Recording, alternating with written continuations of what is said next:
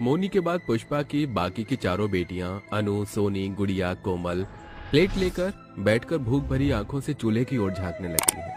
तभी पुष्पा उन पांचों को रोटी में नमक घिसकर खाने को देती है। तभी कोमल मुंह बनाकर कहती है, ये क्या माँ, आज फिर से तुम हमें नमक रोटी खिला रही हो। मुझे ये नहीं खाना, हमारे लिए केक बना दो ना, बड़ा मन कर रहा है खाने को। आपको याद है माँ, बाबूजी हमारे लिए हर कुछ दिन पर केक लेकर आते थे। ये सुनकर गरीब पुष्पा की आंखें छलछला जाती हैं और वो भर्राए मन से बोलती है, जो है वही खा लो मेरी बच्चियों, क्योंकि अब इस दुनिया में तुम्हारे बाबूजी नहीं है। अपनी गरीब माँ को रोता देखकर पुष्पा की पांचों बेटियां भी रो पड़ती हैं। माँ मत लो ना, गुलिया दीदी, राधा दीदी, माँ क्यों रो रही है? तुम मत रो ना, मुझे केक नहीं खाना माँ। इसके बाद पुष्पा अपनी पांचों बेटियों को नमक रोटी खिलाकर सुला देती है। पर अपनी बेटियों के सो जाने के बाद वो गरीब माँ आंखों से आंसू बहते हुए बीती जिंदगी को याद करने लगती है, जब उसका परिवार एक खुशहाल परिवार हुआ करता है। माँ, बाबूजी केक लेकर कब आएंगे? बाबूजी आते ही होंगे राधा, बस थोड़ी देर और। आते नहीं होंगे बाबूजी, आ गए, वो भी अपनी प्यारी बिटिया रानी के लिए उसके मनपसंद का चॉकलेट केक लेकर। चलो राधा दीदी, अब आप जल्दी से केक काटो, फिर हम सभी मिलकर भरपेट केक खाएंगे। मोहन और पुष्पा अपने हाथों से अपनी बेटी राधा का केक कटवाते हैं। मोहन बहुत ही बढ़िया केक बनाता था। वो केक की एक दुकान पर काम करके अपना परिवार पाल रहा था। फिर एक दिन, जी क्या बात है, पिछले 2 दिनों से आप इतनी देर से आ रही हैं। पुष्पा, क्रिसमस आने को है ना, इन दोनों केक की डिमांड बढ़ गई है और फिर नया साल भी आने वाला है, इसीलिए कुछ दिन देर से ही आ पाऊंगा। ठीक है जी, पर आजकल बड़ी कड़कड़ाती ठंड है, दिन रात कोहरा छाए रहता है। 5-6 बजते ही इतनी धुंध छा जा रही है, जरा ध्यान से आना। उस वक्त पुष्पा की जुबान पर जैसे सरस्वती सवार थी। उसके मन का डर आखिरकार सच हो गया। एक रात जब मोहन घर लौट रहा था, तभी कोहरे की वजह से उसे सड़क से आई गाड़ी दिखाई नहीं देती और वो उसे मार कर चली जाती, जिसके बाद उसकी मौत हो जाती है। मोहन के जाने के बाद पुष्पा और उसकी पांचों बेटियों पर जैसे दुखों का पहाड़ टूट पड़ता है। उनके घर में खाने के लाले पड़ जाते हैं। तब से पुष्पा गांव के खेतों में बनिहारी करके अपनी बच्चियों को पाल रही थी। जी आप मुझे और हमारी बच्चियों को इस तरह से छोड़कर क्यों चले गए? पता है हमारी बेटियां केक खाने के लिए कितना तरसती हैं, और मैं इस गरीबी में उन्हें केक तो क्या 2 वक्त की रोटी भी ढंग से नहीं खिला पा रही हूँ। रोज की तरह पुष्पा उस कड़कड़ाती ठंड में भी सुबह के 5 बजते ही बिछौना छोड़कर घर द्वार बाहर आने लगती है। तभी आंगन में झाड़ू लगाते वक्त ठंडी बर्फीली हवा उसकी फटी पुरानी साड़ी से अंदर उसकी रूह तक को सहरा रही थी। आज तो बड़ी ठंड है, ये बर्फीली हवा तो तीर की तरह हड्डियों में चुभ रही है। तभी अचानक पुष्पा की झोपड़ी का दरवाजा हवा से टूटकर गिर जाता है और बर्फीली हवा सीधे अंदर जमीन पर सो रही उसकी बच्चियों को कपाने लगती है। अरे ये दरवाजा कैसे टूट गया? अब तो और ठंड लग रही है, स्वेटर भी नहीं है। अपनी मासूम बच्चियों को इस तरह ठंड में ठिठुरता देखकर पुष्पा का दिल निकल आता है। तभी वो देखती है कि उसके पड़ोसी अनाज की बोरियों को जलाकर आग ताप रहे होते हैं। ऐसे में पुष्पा उनसे कुछ बोरियां मांग लेती है और अपनी बच्चियों को उड़ा देती है। अरे वाह माँ, ये तो बड़ा गर्म करता है, इसमें जरा भी ठंड नहीं लग रही। क्या ये स्वेटर है? हाँ मेरी बच्चियों, ये बोरा स्वेटर ही हम गरीबों के लिए स्वेटर है।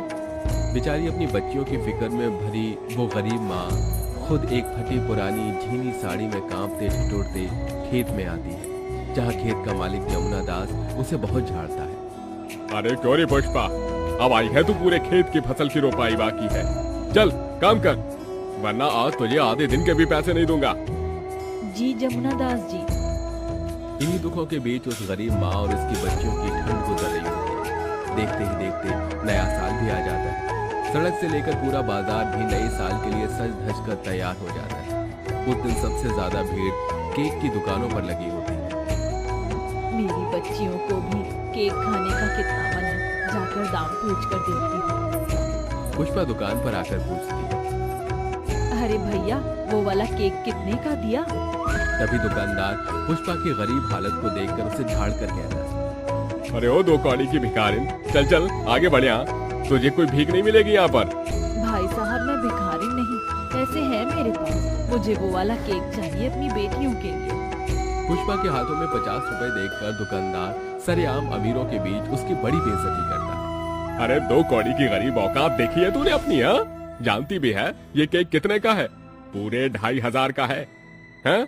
ये केक 2500 का है और तू 50 रुपए लेकर आई है। अरे इसमें तो मैं तुझे एक पेस्ट्री भी ना दूं। चल भाग यहाँ से। दुकानदार पुष्पा को धक्के मारकर भगा देता है और वो घर चली आती है, जहाँ उसकी 5 बेटियां आस लगाई बैठी होती हैं।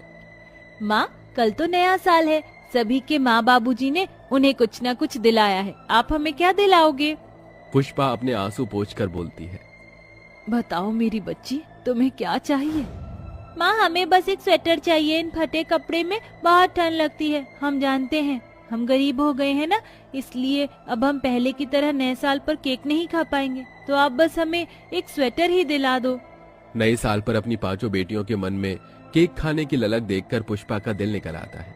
वो उन्हें गले से लगा के कहती है। नहीं मेरी बच्चियों, मैं तुम्हें कल नए साल पर केक जरूर खिलाऊंगी, ये तुम्हारी इस गरीब माँ का वादा है। अगले दिन नया साल आ जाता है। पुष्पा ऊपर वाले से प्रार्थना करके काम पर जाती है, मगर उस दिन खेत का मालिक भी नहीं आता। हे भगवान, आज तो मालिक भी नहीं है। सोचा था कि उनसे थोड़े पैसे लेकर अपनी बच्चियों के लिए केक बना दूंगी। अब मैं अपनी बच्चियों को दिया वादा कैसे पूरा करूंगी?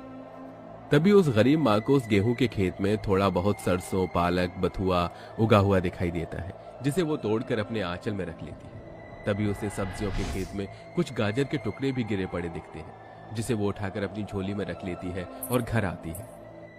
अपनी बच्चियों के लिए मैं केक बनाऊंगी, सिर्फ इससे बात नहीं बनेगी।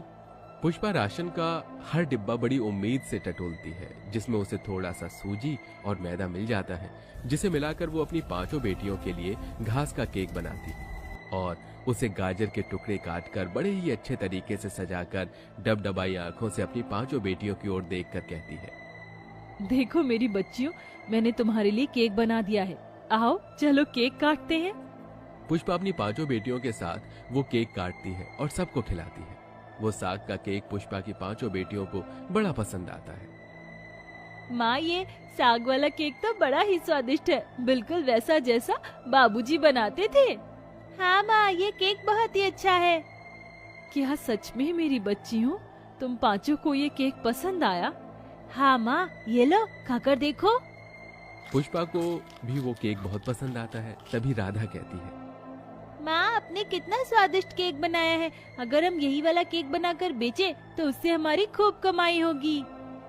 पुष्पा की बेटी उसको कमाई का रास्ता दिखा देती है, जिसके बाद पुष्पा घास के केक के नाम से एक रेडी लगाती है और तरह तरह का साग वाला केक बनाकर बेचने लगती है, जिससे अब धीरे धीरे उसके हालात ठीक हो जाते हैं।